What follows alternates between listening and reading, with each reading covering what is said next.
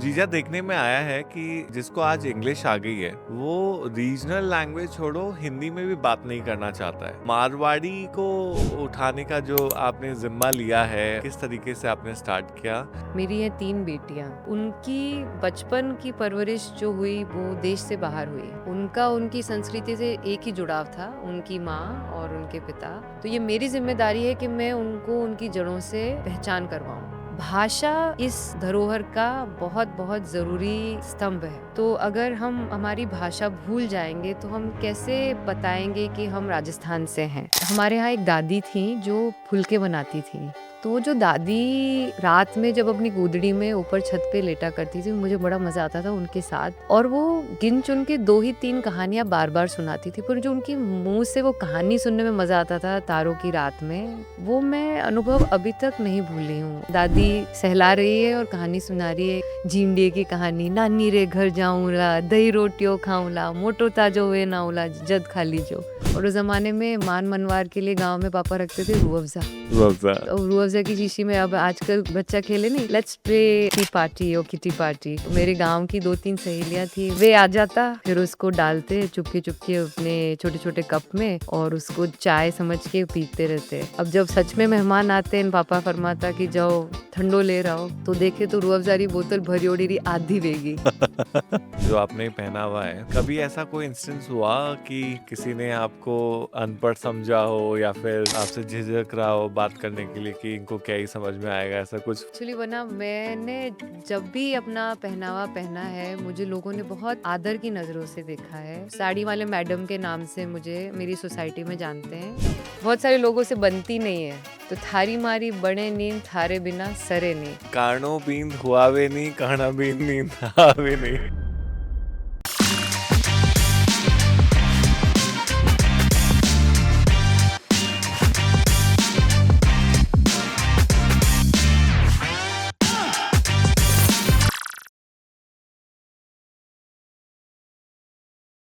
राम राम सा। Welcome to encounters with Abhimanyu Tomar. और आप सोच रहे होंगे आज मैंने खमा गनी क्यों नहीं करी और राम राम सा क्यों किया। बिकॉज हमारे साथ में आई हैं जो कि फेमस हैं राम राम सा से। उनका नाम है Yuvragi Rathore. Welcome to encounters Yuvragi जीजा, how are you? I am very well, Ram Ram बना। राम राम। घणो आभार आप बुलायो मने इन शो माते। इट्स ऑल आवर प्लेजर जीजा। My pleasure too. तो जीजा हम जानना चाहेंगे कि आपका बचपन कैसे गुजरा, कहाँ से हैं आप और मतलब क्या करते थे बचपन में? मेरा बचपन जोधपुर में गुजरा, मेरा जन्म भी वहीं हुआ और मैं एक संयुक्त परिवार से आती हूँ। तो मेरे परिवार में मेरे पापा और 2 काकू साहब और हम 6 बहनें हैं, तो तीनों भाइयों की 2-2 बेटियाँ। तो हम 6 बहनें आपस में बहुत करीब हैं और बचपन में हमारी बहुत अच्छी-अच्छी यादें जुड़ी हैं हमारे घर से, जो कि पाओटा ए रोड, हरिविला नाम के घर से जुड़ी है, जो हमारा घर है पाओटा ए रोड में। मेरे बड़े दादू साहब ने परदादू साहब ने बनाया था 1934 में। तो वो पुराने ज़माने का घर है, चौक है, जनाना डोडी है, गायों का ठाण है, रसोड़ा है, छात है, बरामदा है, नीचे गाय का चारा रखने का एक वो है, बेसमेंट जैसा आप समझ लो जहाँ पे गाय का चारा रखा जाता है और ड्राइववे। तो जैसे पुराने घर होते थे और पीछे बगीचे जिसमें अमरूद के पेड़, जामुन के पेड़। तो बचपन में हम बहुत अपने घर के जामुन तोड़ के और अमरूद तोड़ के खाया करते थे। घर के मैदान में सितोलिया खेला करते थे, लंगड़ी टांग खेलते थे, छुपम-छुपाई खेलते थे, अपनी गुड़ियों के साथ खेलते थे, उनके कपड़े सीते थे। क्योंकि हमारे दादी साहब ने वो हमारे पहले दादी साहब सिल के दिखाते थे कि ऐसे सिए जाते थे, तो हम भी हमारी गुड़ियों के लिए लहंगा और ओढ़नी और सीते थे। और उनको अब जैसे बहुत चीज़ें आ गई हैं, पर उस समय इतने ज़्यादा खिलौने थे, मतलब बार्बी डॉल होना एक बड़ी चीज़ थी। जो मेरे लिए जो बार्बी आई वो मेरी बहन ने भी उसके साथ खेला, तो ऐसे नहीं थे कि हर एक के लिए अलग खिलौना लाया जाता था। और वो एक कम थी पर बहुत स्पेशल चीजें। बिल्कुल। और हमारे ना खिलौने भी ऐसे नहीं आते थे कि चलो कहीं घूमने गए और खिलौना आ गया। पापा बड़े अचीवमेंट ओरिएंटेड थे हमारे। I think I get that HR flair from him. तो वो कहते थे कि अच्छा बेटा, अगर नंबर अच्छे आएंगे या एलोक्यूशन में सिलेक्शन हो गया तो कुछ खिलौना लेने जाएंगे। तो जितने भी खिलौने थे वो कोई अचीवमेंट का एक सिंबल थे कि हाँ कुछ हासिल किया है, इसलिए उस हिसाब से ये खिलौना आया या ये कोई चीज़ आई। तो मुझे याद है एक बार मैंने बड़ी जिद की स्केट्स की, रोलर स्केट्स की। उस समय वो 4 पहिए वाले स्केट्स बहुत फेमस थे, जो आप जूता उसमें डाल के उसको कसा करते थे। Of course now you have different kind of roller blades. तो उसके लिए बहुत जिद करी, और पेरेंट्स ज़्यादा समझते हैं बच्चों को। बच्चे तो जिद कर लेते हैं, तो वो बोले नहीं नहीं बेटा तुम नहीं करोगे, मुझे नहीं लगता ये तुम्हारे। पर उन्होंने मन रखने के लिए दिलाया भी सही। और बचपन में हमारे यहाँ एक दादी थी जो फुलके बनाती थी। बड़ा घर था और काफ़ी सारे लोग बारी-बारी से सबकी टर्न होती थी, मम्मा काफ़ी सारे लोगों की खाना बनाने की, नाश्ते की, रात के खाने की। और वो दादी फुलके बनवाती थी और थोड़े बहुत और जॉब्स घर में करती थी।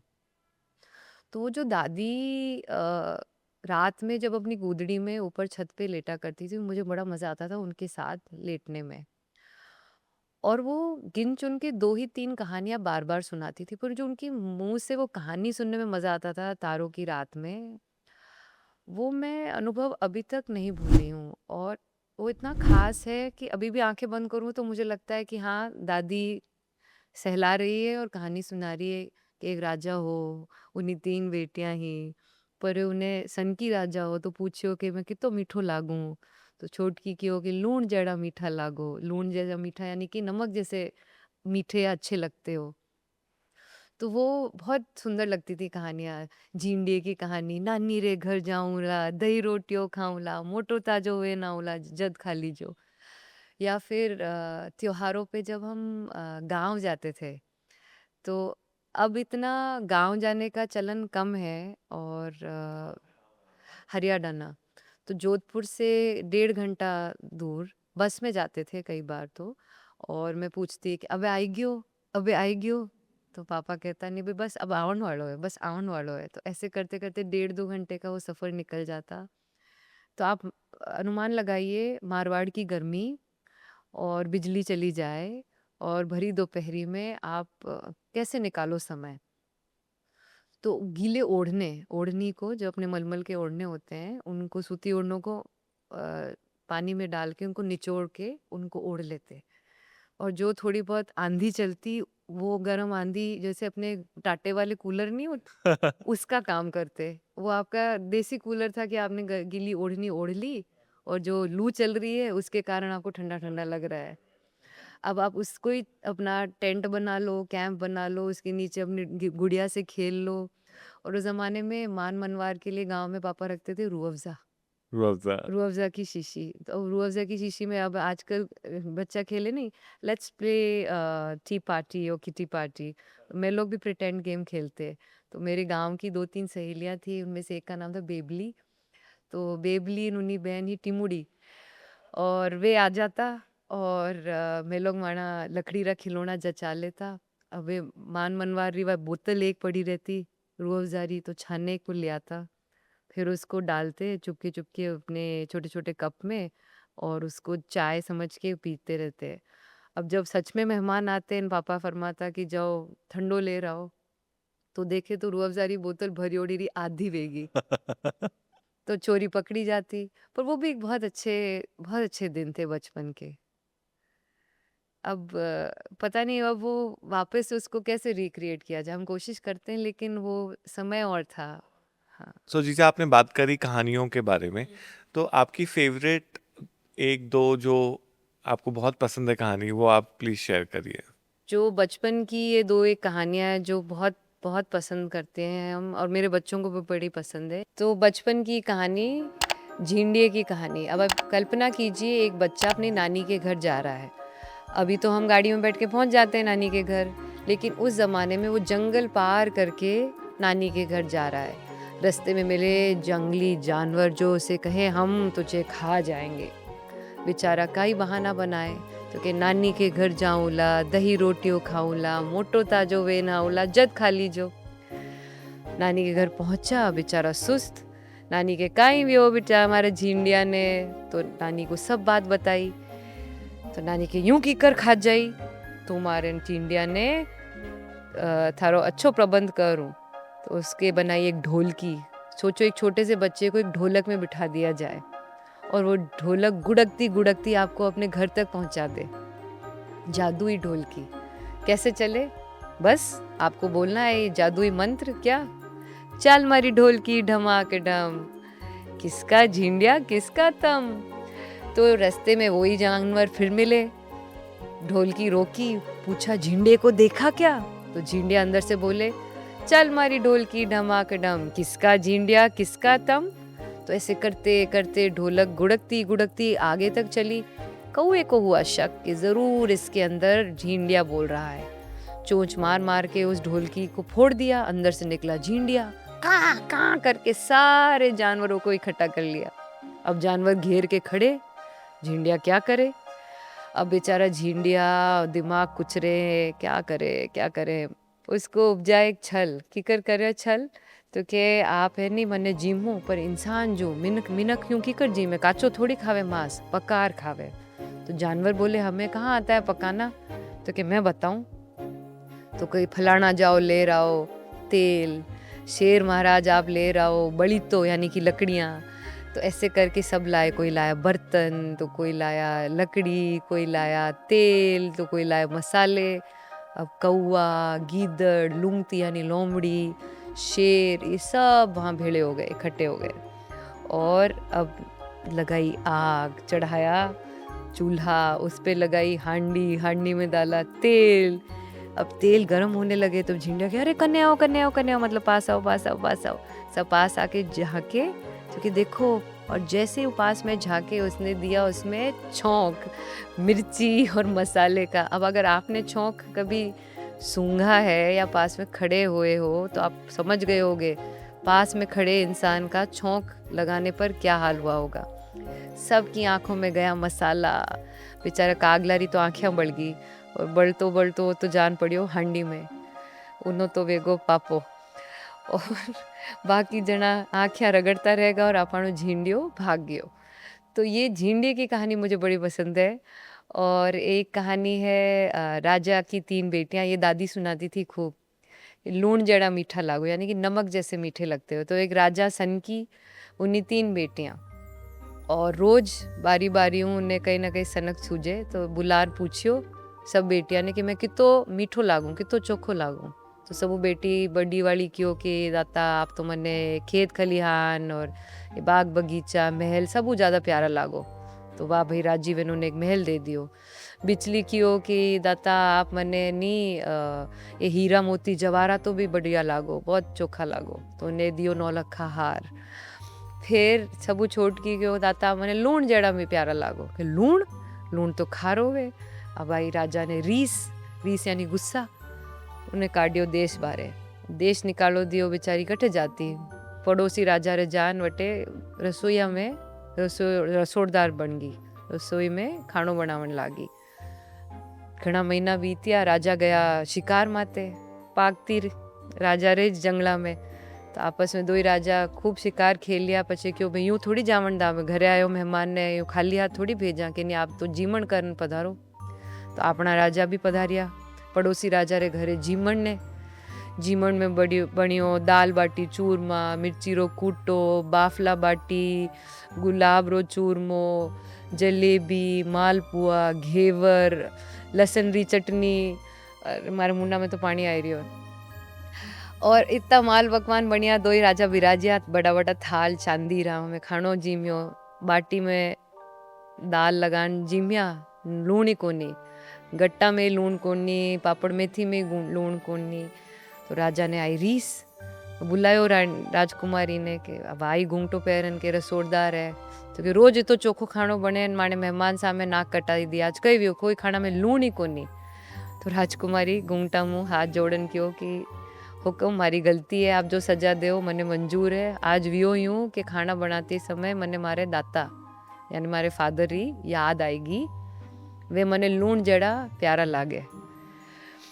राजकुमारी रो कहणो होन, આપણે રાજારી આંખ્યા खुल गई ठा पड़ गई लूण जड़ो प्यारो कई वे लूण जड़ो मीठो कई वे तो जीवन में सब कुछ मीठो तो वे कोनी नमकीन और मीठा साथ साथ चलते हैं तो जीवन कभी खट्टा कभी नमकीन तो कभी मीठा तो ये कहानी बड़ी मज़ेदार लगती थी एक बहुत बच्चों को बड़ी पसंद आती छोटी सी कहानी है एक ऊँट वे और एक वे गीदड़ तो वे खाणारी तलाश में अब अटे तो सूखो पड़ियो राजस्थान में मालवारी तरफ जावे बटे हरियो घणो तो नदी पार करे तो नदी पार करे और बटे जावे तो बटे बड़ा बड़ा खेत में गन्ना ही गन्ना लाग रहा तो खूब राजी मनु वे जी में हरियो जी में तो खाणो खाते खाते गीदड़ ने लागे हुकुकी जाने जब राजी वे गीदड़ खुश होता है जाकर तो वो हू हू आवाज करता है तो के ऊँट भाई साहब हमारे तो हुकुकी करनो मन वे रही हूँ बेचारे ऊँट को क्या पता हुकुकी क्या होता है तो क्या कर ले भाई तो हू करके वो आवाज करे जैसे ही हू करे वो किसान जिस खेत में वो खा रहे थे वो किसान आया डंडा लेके गीदड़ तो भाग गया लपेटे में आया बेचारा ऊँट ले पड़े डंडों की लातेन घुसेन डंडे बेचारा हाथ पग संभालन ज्यों त्यों भाग गयो तो क्यों मारे घनी बिताई अब वो वापस अपने घर जाने को करे तो रास्ते में फिर वो नदी तो फिर वो आयो गीदड़ तो के ऊँट भाई सा नदी पार कर ला तो के मारे नहीं करनी नदी पार थारे साथे तू कर थारे अलग मारे तो मने कूटियो मारो भांगना क्या हाड का तो जवाब में वो कहवे कि नहीं अबे नहीं करूँ आपरी सौगन तो ठीक है तो अब जो नदी पार करने लगा बेचारे ऊँट ने वो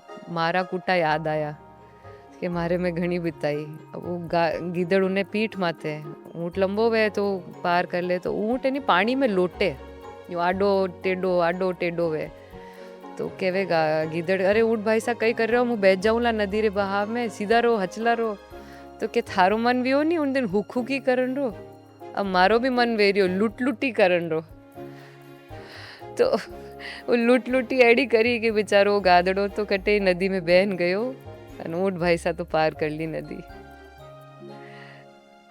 तो ये कहानियां है छोटी छोटी जो खूब याद आवे तो मतलब अब जीवन में कितना ही वे अपने कि अपने बहुत सारे लोगों से बनती नहीं है कि you and I may not get along and we may not see eye to eye but yet we have to put aside our differences and work for that common goal that we've achieved या कोई project वे office में भी वे तो थारी मारी बने नींद थारे बिना सरे नहीं so you and I do not get along कारणो बींद हुआवे नहीं कहना बींद नींद आवे नहीं बिल्कुल तो थारी मारी बने तो कोनी पर तुम्हारे बिना मेरी चलेगी भी नहीं आगे गाड़ी भी नहीं बढ़ेगी we are codependent and as human beings we are all codependent we can not live in silos और अलोन सबने लागे कि मैं तो एकलो सब कर लें वहाँ पर एकला नहीं बने जाने अब आप वो पॉडकास्ट करो तो आप अकेला तो नहीं आपकी पूरी टीम है आप ला रहे without team I am nothing so it makes a lot of difference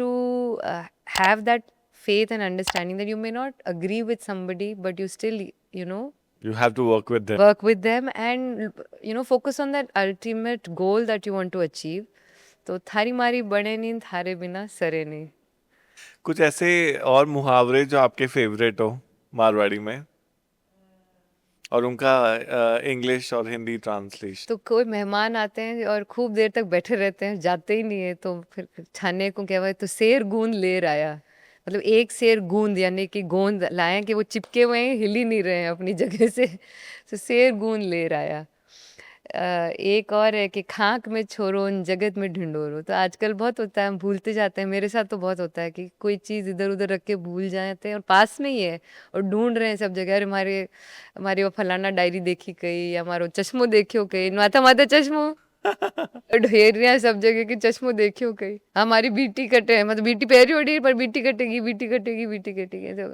खाक में छोरो जगत में ढिंडोरो also very interesting not just literal meaning but also like we'll keep looking for happiness outside like oh if I do a spa I'll be relaxed or if I go on a vacation to Firangi land I'll be, have that relaxed.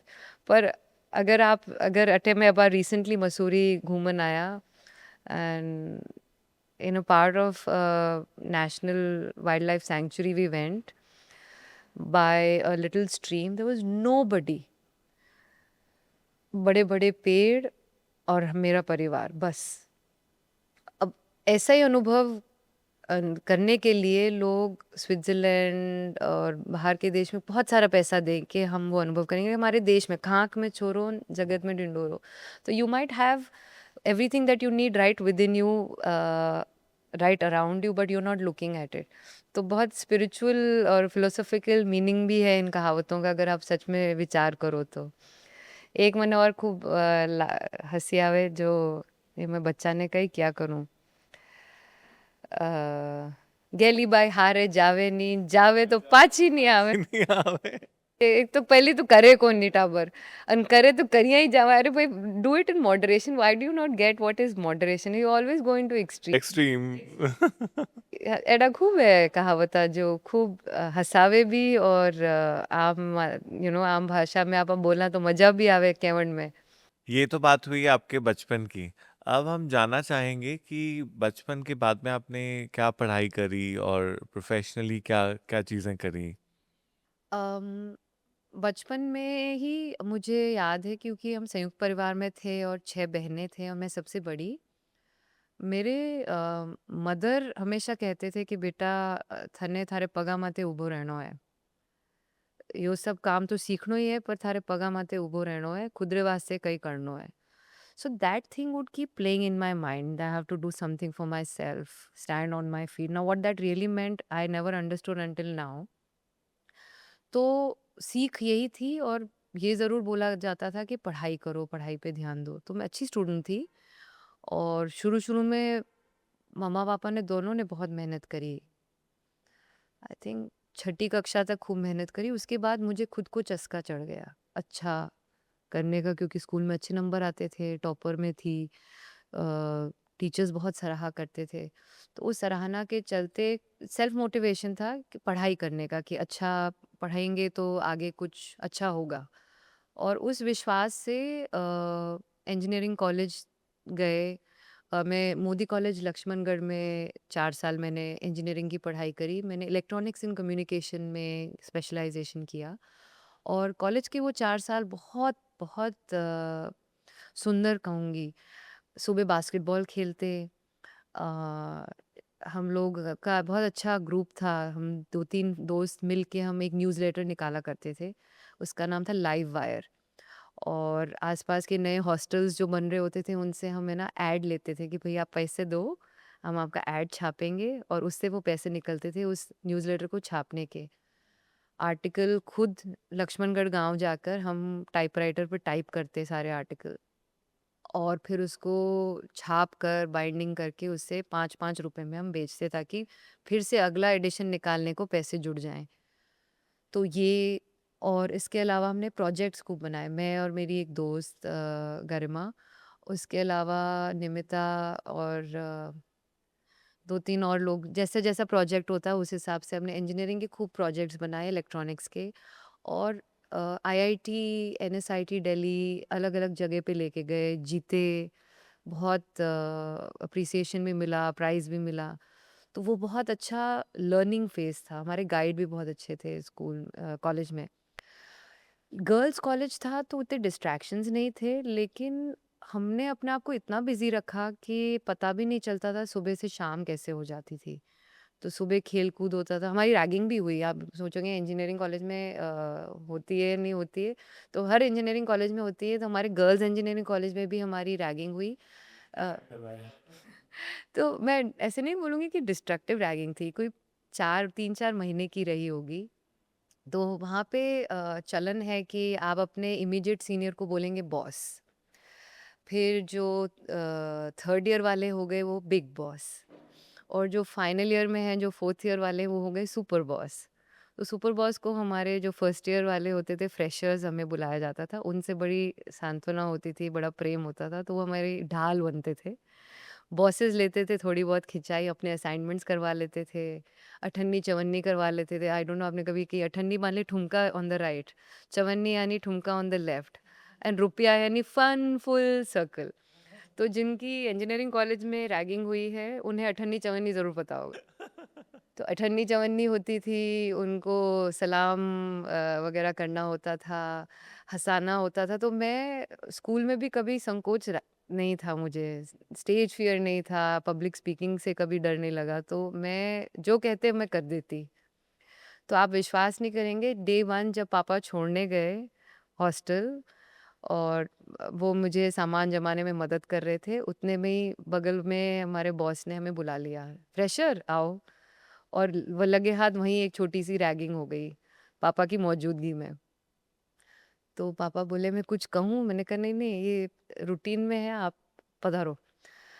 और फिर वही seniors आपके एकदम इतने करीबी दोस्त बन जाते हैं कि आप विश्वास नहीं करोगे कि आपको कोई छोटी-सी तकलीफ हो वो आ जाएँगे आधी रात में आपको मदद करने को। तो मेरे को लक्ष्मणगढ़ की सर्दी कभी नहीं सुहाई। इतनी ठंड में हाथ की उँगलियाँ सूज जाती और इतनी सूज जाती कि भई वो उस पे सरसों का तेल, ग्लव्स कुछ काम नहीं करते। तो सीनियर्स बहुत आके मदद करते, सारे बॉस, सुपर बॉसेस बहुत-बहुत ध्यान रखते थे। तो ट्राई कलर कपड़े पहनने पड़ते थे, सलवार कोई और रंग की, कुर्ता कोई और रंग का, चुन्नी कोई और रंग की। तेल वाले बाल, सेंटर पार्टिशन, 2 चोटियाँ ओह! और कॉलेज में कॉलेज में और बाथरूम चप्पल। और ये कपड़े हम पहन के हॉस्ट पिक्चर्स हैं आपके पास में? ढूँढनी पड़ेगी वरना। पर ट्राई कलर कपड़े हॉस्टल में होते थे, ऑयल्ड हेयर, 2 चोटी और प्लीटेड दुपट्टा पिन वाला। आजकल के कॉलेजेस से एकदम डिफरेंट। बिल्कुल। और मेरा एक बहुत बड़ा-सा काले रंग का बड़ा छाता था, बरसाती बड़े वाले छाते आप समझ लो, जो नरगिस वाला छाता समझ लो आप, वैसा बड़ा हैंडल वाला मैं ले जाती थी धूप से बचने के लिए। तो एक तो मैं छाते से बड़ी जानी जाती थी और बुलंद थी आवाज़, डरती नहीं थी। तो झांसी की नानी भी एक टाइटल मिला था कॉलेज के ज़माने में। यूवी बुलाते थे, युवरागी इतना लंबा कोई देता नहीं था। और फिर फ्रेशर पार्टी हो गई, फिर सब बराबर हो गए, खूब उन्होंने हमारा ध्यान-वान रखा। तो आपकी स्कूलिंग कहाँ से हुई? स्कूलिंग मेरी राजमाता कृष्ण कुमारी गर्ल्स पब्लिक स्कूल से हुई जोधपुर में, आरकेके जो आरकेके जोधपुर जो बहुत पॉपुलर है। तो मैं one of the first few students थी to sign up for the school. तो उस समय जब स्कूल खुल रहा था, उसी साल मैंने एमजीडी का भी एंट्रेंस एग्ज़ाम दिया था जयपुर में। तो पापा चाह रहे थे कि बोर्डिंग स्कूल जाऊँ और वो बोर्डिंग स्कूल का एक्सपोज़र मिले। फिर जब जोधपुर में उसी साल ये स्कूल खुल रहा था, तो फिर फरमाया कि भई जोधपुर में राजमाता साहिबा खोल रिया है, बिल्कुल एमजीडी ज्यों वेई, तो फिर एमजीडी की जगह हम राजमाता कृष्ण कुमारी गर्ल्स पब्लिक स्कूल पहुँच गए। और फाउंडेशन डे था जब नींव रखी जा रही थी, क्वीन ऑफ नेपाल आई थी इनॉग्रेशन के लिए। तो जो जो थोड़े बहुत बच्चे जिन्होंने साइन अप किया हुआ था उनको बुलाया, हमने छोटा सा एक स्टेज प्रोग्राम किया, डांस वगैरह किया। तो मुझे याद है मैं क्लास 4 में थी जब स्कूल बस चालू ही हुआ था।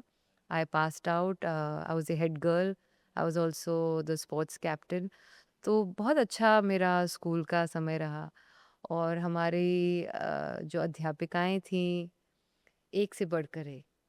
तो इतना प्यार और इतना संजो के हम सब। आपकी फेवरेट टीचर कौन थी राजमाता में? मेरी बहुत सारी फ़ेवरेट टीचर्स थीं। तो हमारी हिंदी की जो अध्यापिकाएँ थीं, इंदु मैम और शन्नो मैम, दोनों मेरी बहुत फ़ेवरेट थीं। इंदु मैम हमारे हाउस टीचर भी थीं, शक्ति हाउस में थी मैं, green house.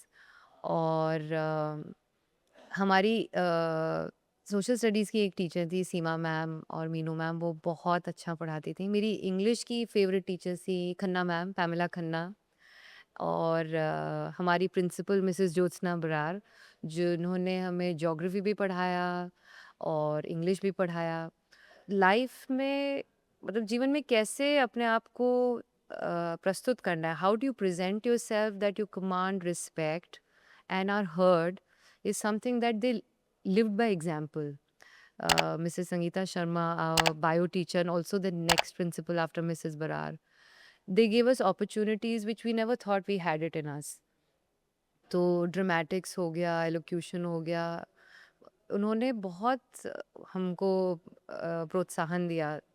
The way they encouraged us and the way I was encouraged and pushed to go beyond my boundaries, which I thought was my boundary, I would never imagine myself to do it on my own.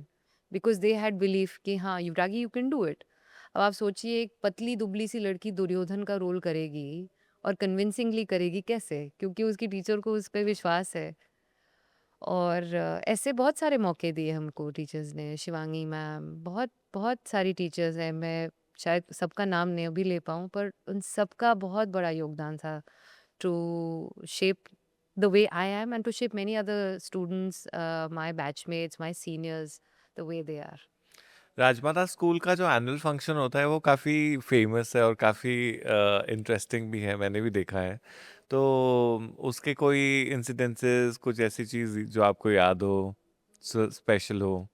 Rajmata school का annual function में इतनी मेहनत हम करते थे कि आप 4 महीने लगा बहुत सारे 3-4 महीने आराम से, तो और इतनी डिटेलिंग स्क्रिप्ट की, तो मुझे अच्छे से याद है we did this play The Animal Farm, which is a satire on how extreme power corrupts extremely. Like, you know, if you have power, you are likely to get corrupt. So there are these animals who throw away the humans because they think they've been exploited. And then within the animals also, there are these pigs who sort of become the dictators. And the animals realize that, oh, एक Hitler से छूटे दूसरे Hitler के चंगुल में फंस गए. So that was based on a book and we did that. I was a rooster reporter in that play. तो बड़ा मज़ा आता था. दशावतार एक बहुत सुंदर प्ले किया था जिसमें मैं राजा महाबली बनी थी, वामन अवतार, भगवान के वामन अवतार रूप में. तो उसमें जिस तरह से हमने दसों अवतार दिखाए, इट वाज अ म्यूजिकल, तो बहुत सुंदर तरीके से उसको दर्शाया था. बहुत बहुत लोगों ने सराहा था वो प्ले. फिर एक प्ले में जिसमें मैं दुर्योधन बनी थी, वो महाभारत पर आधारित था, भगवान श्री कृष्ण के जीवन पे आधारित था. तो उसमें एक छोटा सा रोल था, तो वो बड़ा यादगार था. हमारे इंटर्स इंटर्स हाउस कॉम्पिटिशन्स बड़े होते थे, तो उसमें भी प्ले होता, एलोक्यूशन होता. तो राजमाता स्कूल में अदर देन पढ़ाई दूसरी चीज़ों पे भी बहुत ध्यान दिया जाता था. अ, आप बिलीव नहीं करेंगे, हमने नैपकिन फोल्डिंग तक सीखी, how to sit and with proper posture सीखा. उसके अलावा डिबेटिंग हो गया, एलोक्यूशन हो गया, और स्पोर्ट्स में भी मैं आई वाज एन एथलीट. तो मार्च पास्ट हमारे, अब आजकल मार्चिंग के कंपटीशन होते ही नहीं, हमारे मार्च पास्ट का कंपटीशन होता था. महीनों से हम लोग हाउस की प्रैक्टिस लेते थे.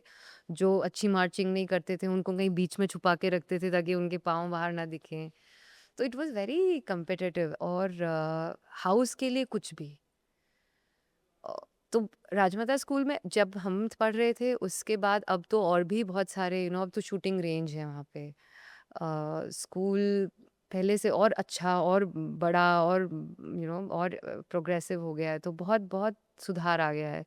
But it's still that nostalgia of being the first few students of the school, starting from scratch, growing with the school. So it was a very different feeling, very beautiful. Rajmata ji ने जो vision के साथ में इसकी foundation रखी थी, वो कहीं पूरा होते हुए दिख रहा है मुझे।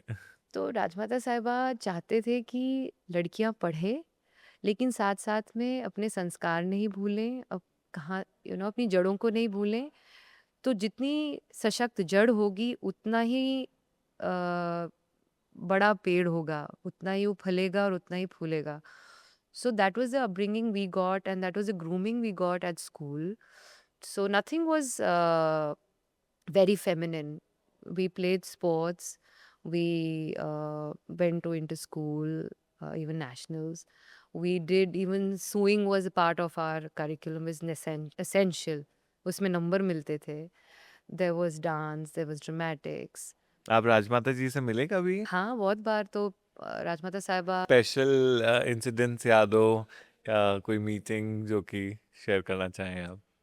बस जब पधारते थे तो बहुत प्यार से मिलते थे, तो मुझे याद है कि सिर पे हाथ रखवाते थे और फरमाते थे कि आप बहुत आगे जाओगे, ऐसे फरमाते थे। और वो प्रेम सब पर न्योछावर करवाते थे, जो बहुत प्रेम से पधारते थे, सब फंक्शंस में पधारते थे, महारानी साहब पधारते थे, बाबूजी भी पधारते थे। महारानी सा के साथ में कोई? महारानी साहब has always been very encouraging, और उनको याद बहुत रहता है। उनको नाम, चेहरे, इतने लोगों से वो मिलते हैं पर उनको याद रहता है। तो बचपन में वो मुझे मिले, स्कूल के दौरान मिले, पर आज भी जब मिलते हैं उन्हें याद रहता है, oh that's my head girl. ओ सो बहुत बहुत प्रेम से मिलवाते हैं, अभी भी बहुत प्रेम से मिलवाते हैं, बहुत खुश होते हैं। And she genuinely wants to know कि what you are up to, आप क्या कर रहे हो, बच्चे क्या करते हैं, उनकी क्या रुचि है।